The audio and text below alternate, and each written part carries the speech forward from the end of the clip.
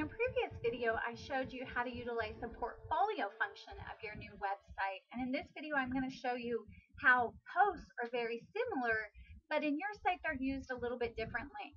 We were talking about before that posts are really for text-based information, and portfolios are more media, such as pictures, video, audio. So if I take a look at one of the places where we're using posts on your website, that would be in the VIP consultations. So you can see that this is displaying some information in a grid of 2 columns. I can hover over and it says read more, so that means I know that there's additional information that I can access. And I'm just going to first show you that page, and then I'm going to show you one of the posts that goes into it. So like we showed before about that short code generator, you can see, okay, it's saying short code, a blog and a grid with 2 columns. I want to show 6 posts. The category is number 14. The short code generator is basically pulling that code for you based on the description that you're giving it.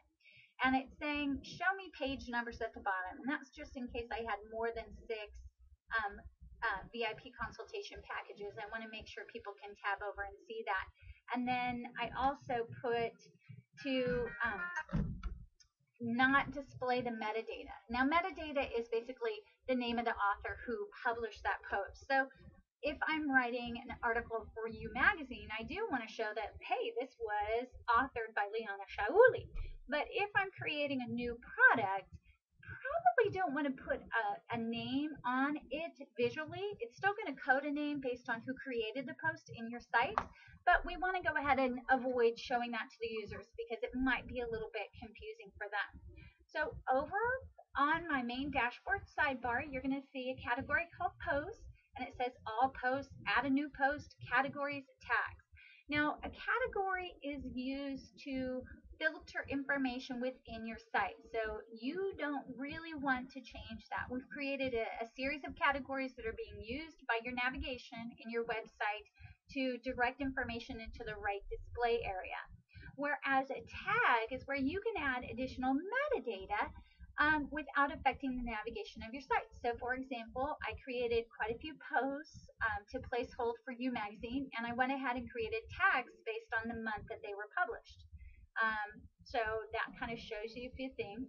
Now, if I want to see what existing posts are in my site, I can do that first by looking at this massive list.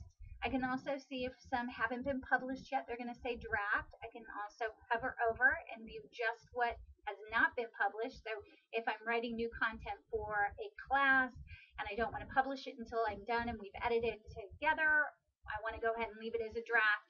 But once it's published, it's going to show up here under published, or obviously the entire list. Now, I can view by just a category. So if I want to say, well, I just want to look at the VIP consultations. So you'll see under services, there's VIP consultations, and I can click filter. So that's one way I can narrow that list. The other thing I can do is I can say, all right, show me everything that has VIP in it. It's probably going to pull up a longer list for me, but that's also another way to access the information that I'm looking for. And once I do that, I can simply go into the edit mode.